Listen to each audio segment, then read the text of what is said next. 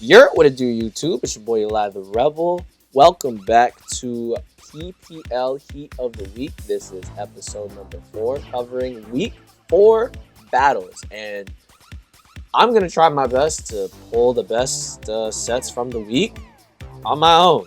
Normally, I'd have KJ over there, but that's not happening this week. It is what it is, you know?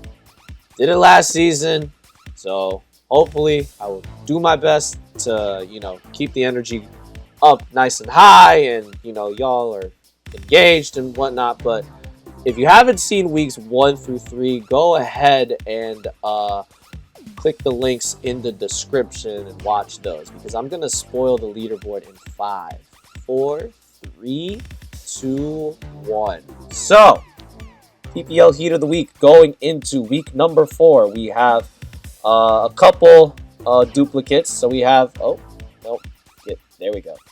Iron Boffin with 2 bronze medals. Jay Ricky with 2 silver medals. Those are the remaining, those are like the notable entries that we have going into this week. I'm not going to lie, it was a very, very fun-filled week, right? So you would think, there was a lot of heat this week. You would think that's easy, that it would be an easy week. No, it actually is harder when the heat is on, because the heat was on, and I was struggling to just narrow it down, because there was just so much heat. I could take whatever, right? So I deeply apologize if your set is not mentioned once on this list. I'm only going to be mentioning 4 sets here out of like a possible 7 or 8. So if I miss something, I apologize. I will take the hit. Trust me. This was a very, very hard decision. But somebody had to take the Eli tier this week. And that coach is going to be taking the Eli tier honorable mention. It's going to Ellie. Now, Ellie is no stranger to Heat of the Week. She just cooks things, and they actually, they are pretty saucy. I will say, she cooks up stuff, and it's like she's the copycat queen at this point, right? So, what else is new? You tell me. You tell me what a soundproof Bastiodon does. You know what I mean? Like, look.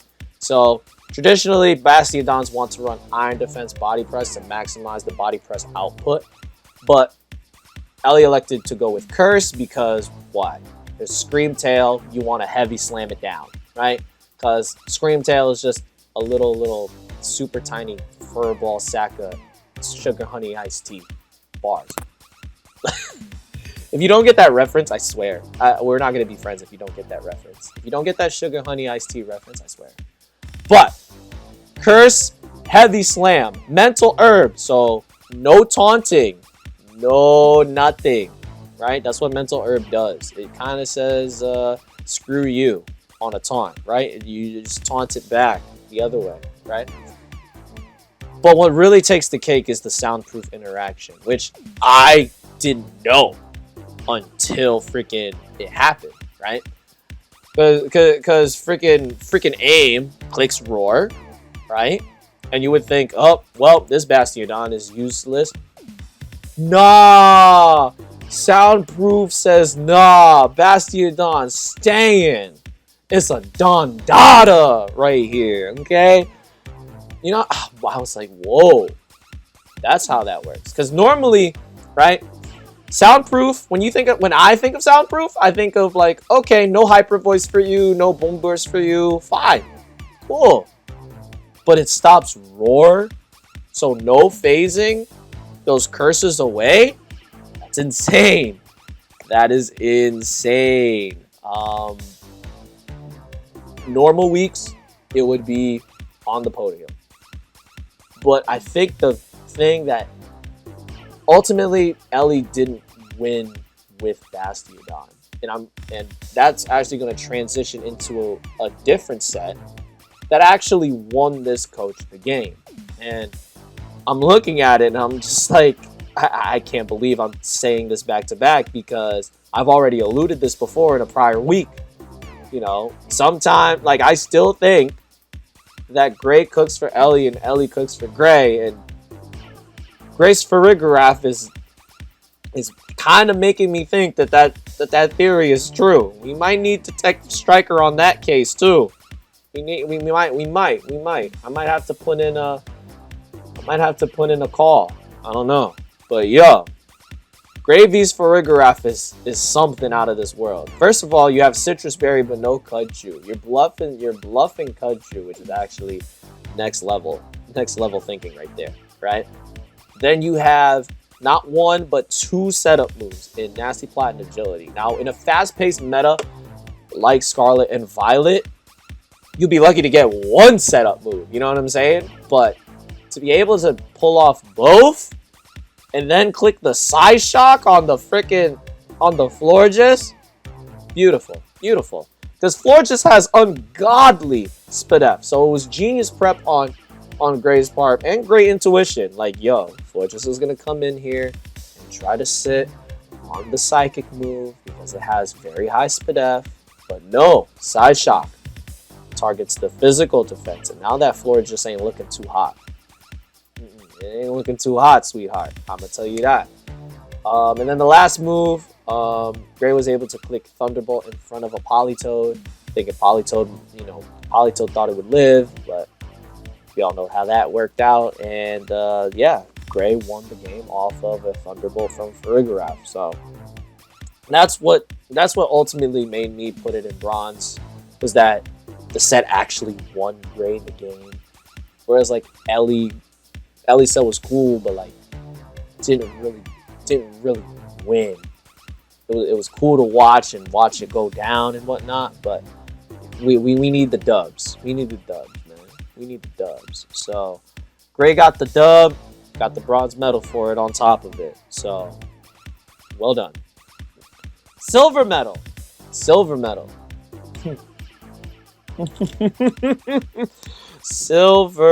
Let me tell you something. So we literally talked about this Pokemon and this coach pair literally last week. I swear, these two were made for each other. Shroom Raver and Mew were made for each other. And the reason why I say that is that not everybody loves Mew. Okay, I'm gonna just put that out there. Not everybody likes Mew. Some people think Mew is bad. The ultimate truth about Mew is Mew rewards those that are creative enough. If you think Mew is bad, it's because you're not like really fully exploring the options that Mew can provide to you, right? The goal is to get Mew to be unpredictable, and because it can learn every TM in the game, you want to keep your opponent on their toes. Like, what kind of set is this going to be? Like, is it going to try to set up? Is it going to be banded? Is it going to be spread? Like, what's going on here, right? Last week, the freaking Shroom pulls up with a cell battery. So I had to explain what a cell battery does. Right? KJ and I had to explain that. So now I'm sitting here trying to tell you guys what a Roap Berry does. Roap Berry. I don't know. See, I don't know this item. I don't even know how to pronounce it. Like, this is ridiculous. But essentially, the item is a special attacking version of Rocky Helmet. I'm like, what? Like, hold on. So you're telling me that if I get hit with a special attack, you're gonna take chip now? Like it's a Rocky Helmet? Like it's a Chiboka Bear? What? I had to see this. I saw it in the team builder, and I was like, what the heck? Did it actually pop? Like, what's going on? Okay, so peep this. Terrapago's Rapid Spins, right? So Terrapago's Rapid Spins, right? Gets the +1 speed. Then the Terra Starstorm comes off. And the Terra Starstorm comes off, Mew lives. Terrapagos takes the Roap chip. Then Mew puts it on a timer, which is via Toxic, which is fantastic because, yo, putting Terapagos on a timer, on a toxic timer, is literally the best situation you could do defensively, because Terra Shell can never activate if it's toxic, because it's always going to take, residual 6, 12, 18, etc. Right? Then freaking another Terra Starstorm comes off, and freaking Dave says, okay, I'm gonna haze all these boosts away. Bye-bye. No speed for you. Terapagos is no longer speedy. That is insane. That is what that is called bang for your buck, where I'm from. You took a set that could have been super duper trash and got so many miles out of it instead. And that has to be silver material, because the cell battery thing was bronze. Why? Because you led off with it off rip. You were saving it, holding it in, and waiting for that Terapagos specifically, and just said, nope, you're not beating me with Terapagos today. That's insane. That's insane. That's why the Roat Berry is silver and the freaking cell battery is bronze. But yo, Shroom and Ellie have been cooking non-stop. Like they're going band for band. They're literally going band for band. It's actually insane. But look, we're not here to talk about silver medals. Y'all came here for the golds, right? Y'all came here for the golds. So let me tell you something. Let me tell you something. Trainers! Drewby. Now, when you think of Dusclops, you think of Violet Mon. You think of Will-O-Wisp. You think of Nightshade. Like, it's just going to be a fat spin blocker that's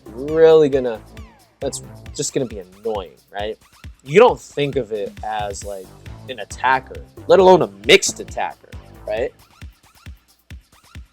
Sub, Focus Punch, Ice Beam, Pain Split. You're like, what? Huh? Oh. Right? So, peep this. And we're not even gonna acknowledge that I just voice cracked there. We're not even gonna acknowledge that. Look, peep this. Substitute is probably a top 5 move in Scarlet and Violet, hands down. Why? If you're ever in a 50-50, just click Substitute. Just keep clicking Substitute until you realize that you're no longer in the 50-50, right? So, we use that. Fantastic. Combine that with Focus Punch. Now, Focus Punch, as long as you don't get hit when you're tightening your focus, boom, 150 to the dome, right? 150 base power is going to come flying across and smacking you, right? So what Substitute does, it allows you to take the hit while you're tightening your focus. And now all of a sudden, a Focus Punch is going to come flying down 150 base power. Boom. King Gambit. Looking like a pawn. Looking like more like a pawnyard. Bye-bye. Right? I missed that lineup heavy. Alright. But so sub Focus Punch, great.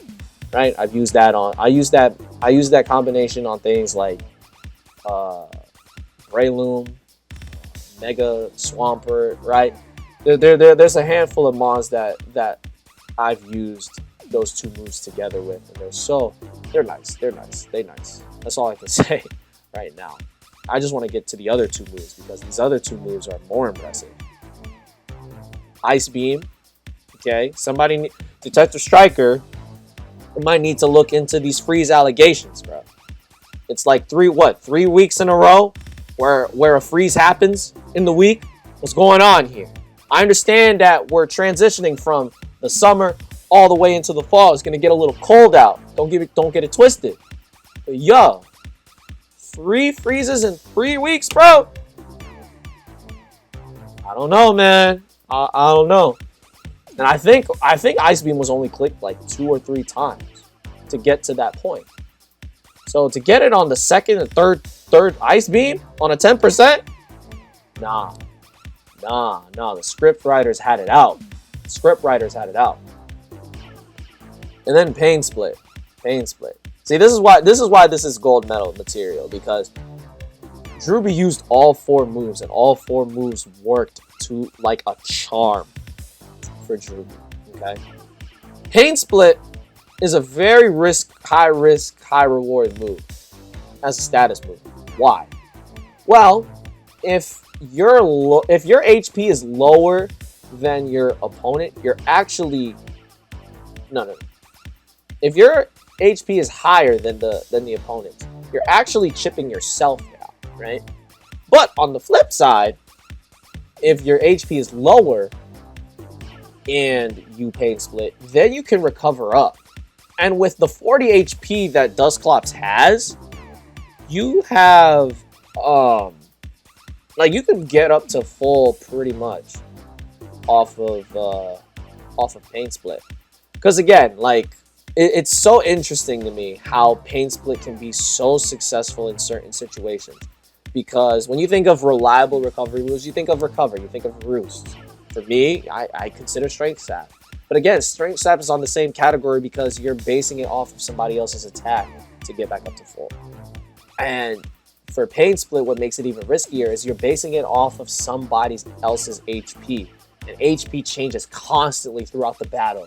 So be able to get multiple Pain Splits off, right? It's one thing to get one successful Pain Split. I think Drewby got like 3. So those are the reasons why Drewby took gold this week, because Drewby had these 4 moves and used all 4 moves the way it was meant to be. It was so bro, that Dusclops was turning the tide on Daria. Daria was not in her right set of mind, and I don't blame her, because you see a Dusclops set like that, you're just like, what's my out now? What is my out now? But yo, Drewby got these trainers going like this, bro. Man, it's crazy.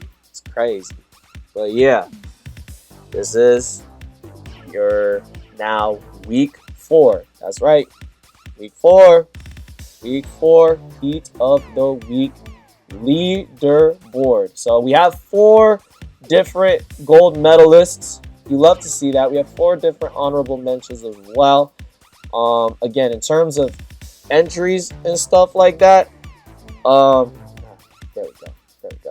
In terms of like, entries, the people that we see the most is, like I alluded to literally like 10 minutes ago, Ellie, Shroom. They're killing the game right now. They're killing the game in terms of getting the most entries and things like that. But we might see some new people. We might see some returning faces next week. And speaking of returning faces, we definitely gonna see KJ back next week. Don't get it twisted, bro. Don't get it twisted. But it's been fun talking to y'all for, a hot minute or 3. But yo, it's me, your boy, Eli the Red Block. Catch you guys next week, man. Peace!